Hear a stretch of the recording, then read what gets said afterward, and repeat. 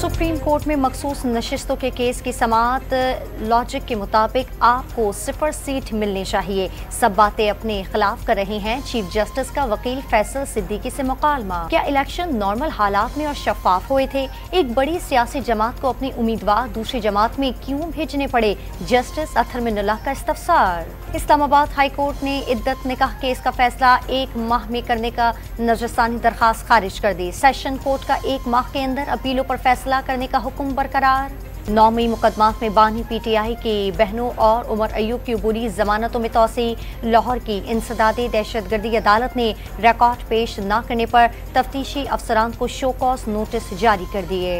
Islamabad high court ने फवाद चौधरी को 2 हफ्ते के लिए बैरून मुल्क जाने की इजाजत दे दी।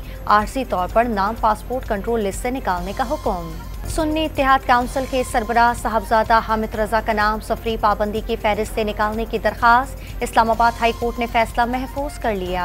200 यूनिट बिजली इस्तेमाल करने वाले घरेलू सारिफीन के लिए बुनियादी टैरिफ में इजाफा वापस। वज़ीर-ए-आज़म की हिदायत पर हंगामी बुनियादों पर वफाकी काबीना ने समरी की मंजूरी दे दी।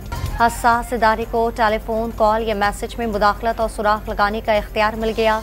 पीटीए एक्ट 1996 के सेक्शन 54 के तहत इजाजत दी गई।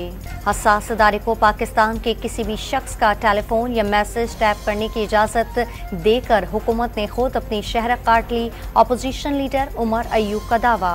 सदर आसिफ अली जरदारी पाकिस्तान के नेल्सन मंडेला। लाहौर में बैनर्स लग गए। सदर के दौरे पर मुख्तलिफ मकामात पर खैर मकदमी बैनर्स लगा दिए गए। दहशतगर्दों से मुआहिदों का आगाज पीपल्स पार्टी दौर में हुआ। बिलावल ने जहां प्रेस कॉन्फ्रेंस की उसे गवर्नर हाउस में मुआहिदे हुए।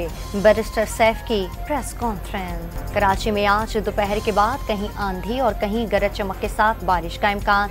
सिलसिला कल तक जारी रहेगा। पंजाब में कल से 15 जुलाई तक शदीद बारिशों का अलर्ट जारी।